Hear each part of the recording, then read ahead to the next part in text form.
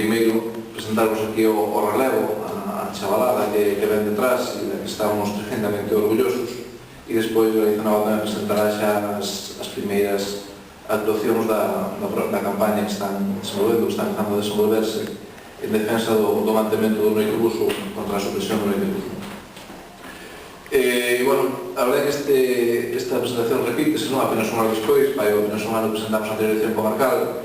En todo caso, bueno, Galiza Nova dá agora un relevo xeneracional importante, non? Da anterior dirección comarcal esta, non? Bueno, unha dirección totalmente nova, con unha rebaixa na realidade de 5 anos, non? Eu creo que, bueno, vese que hai vento fresco tamén no nacionalismo, e iso é bueno, sempre dicimos e sempre criticamos, non? Que a xente nova non se implica. Bueno, eu creo que esta dirección é o mostra, non? De que a xente nova sigue tendo ganas de traballar, non? É unha dirección, xa digo, totalmente nova, con unha medida de apenas de 20-21 anos, non? O cual, pois, dá esperanzas de cara ao futuro. É unha dirección, unha vez máis, representativa da comarca, non? Nós sempre o procuramos, e así é, non? Son 5 compañeiros e compañeiras de 5 concellos distintos da comarca de Bergantiños, non? Para nós é positivo, e sobre todo, pois eso, non? Son xente que nunca antes tivera a responsabilidade desta organización, e eu creo que van a aportar, pois eso, savia nova, sangue fresco a esta organización, non? A miña dereita, física que non política, o compañeiro Pablo Vázquez Acosta, que é o novo responsable comarcal, que xa estivo aquí con vos a semana pasada. Vázquez Acosta.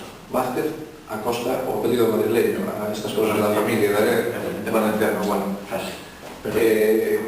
Ao seu carón Lucía Vecino, que, bueno, Pablo é de Ponteceso, ou de Ponteceso de Laxe, nacido en Laxe. Lucía Vecino, que é natural de Ponteceso, que é a responsable comarcal da área da muller, e no extremo o Malpicán, Agustín Lema, que é o novo responsable de finanzas.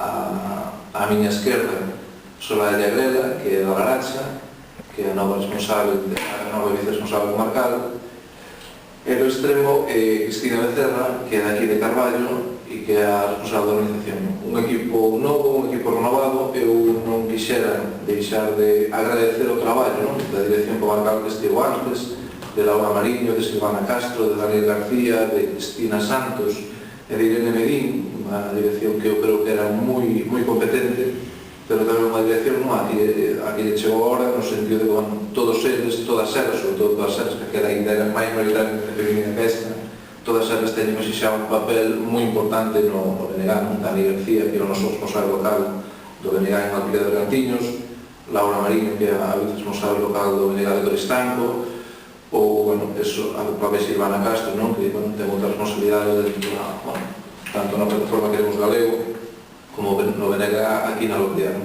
Hai un cambio de ciclo, unha regeneración forte, e eu só quero desexar desánimo a esta xente que eu creo que sobre todo trae algo moi importante e que tanta falta nos fai nestes tempos, que é ilusión e ganas. Eu deixo xa que Pablo vos explique un pouco as principais líneas de traballo para os próximos tempos e estamos aquí ao que dispoñades. Moitas gracias por tan amplia presentación. Vamos a traballo, porque eso te procuro cortarme este breve. Eu tamén teño que agradecerlle a dirección saída todo o traballo que fixeron, que foi curto comparado coa dirección anterior, pero foi moi intenso e moi bom. É unha pena que tuveran que deixar, pero bueno. Tamén lle agradezo o novo equipo, a súa disposición para esta nova etapa na dirección, que o collemos con moitas ganas e con moita ilusión. Nada máis. Tamén digo que temos que seguir medrando, somos bastantes pero non suficientes, porque aquí ainda fai falta xente nova para montar unha organización que sexa propia do país, non ningún de fora, pensando sempre no país. Despois tamén temos, esta forza nova, necesitamos para loitar, por exemplo, contra o decreto do carbón, a eliminación dos centros quérote, a eliminación dos locais de ensaio, como imos empezar agora coa eliminación do sistema de transporte nocturno hasta no hotel, no Itebus.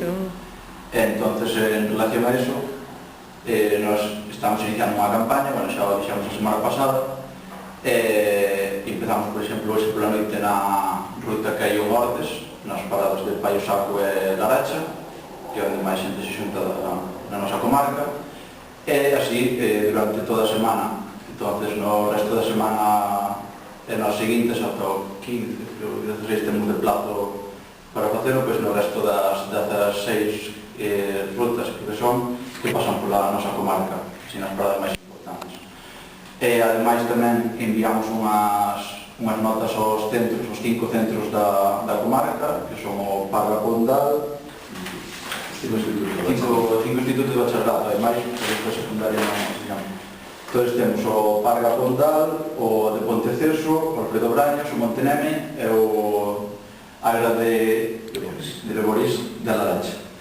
Entonces, bueno, temos que agradecerlle a un deles, no cuido de Ponteceso, por aquí non dera problemas para situar a nosa mesa para repetir máis dentro, e tamén podemos agradecerlle ao Parga Pondal que nos deixaba situarnos fora, para non misturarnos co alumnado. Despois do resto, hai uns que son difíciles de contactar, outros teñen que resolver en claustro, entón xa recibiremos noticias, pero ainda así, que non poidamos situarnos dentro, situaremos na porta para recoller as firmas e iremos loitando desde fora.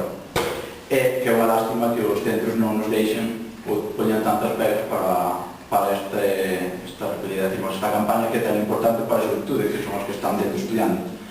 Despois tamén levamos como unhas 300 firmas xa, temos nesta comarca un objetivo de 750, creo que son, e xa levamos 300 e ainda non iniciamos a campaña nas paradas de buses ni nos centros de ensino, co cal quere dicir que hai moita xente que está molesta con esta supresión do sistema e que Feijóo saiba que nesta comarca a xente lle importa no ITBús e que creemos que por o que custa no ITBús sálvase moitas vidas e que realmente esas vidas non teñen precio, co cal creemos que as 8 horas do Papa valen realmente menos que un ano ou toda a vida do ITBús pola nosa comarca.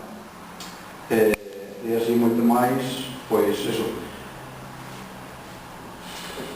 Non moito máis, non pouco a ver. Non, creo que sí que seguía, pero xa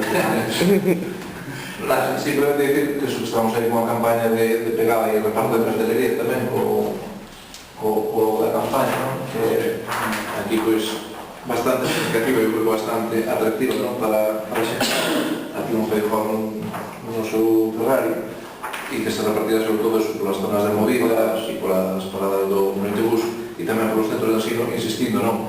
A pesar de que non lo poñen máis fácil ou menos, non? Eu tamén creo que, bueno, esta teoría, non? De que hai que separar a política dos centros, eu creo que tamén o que hai que ter en conta que esta problemática e este servizo afecta e incide na vida deses mozos e mozas e desde logo Galicia Nova deixendos ou non, poñenos o máis fácil ou non, vai de todos os centros de ensino, non?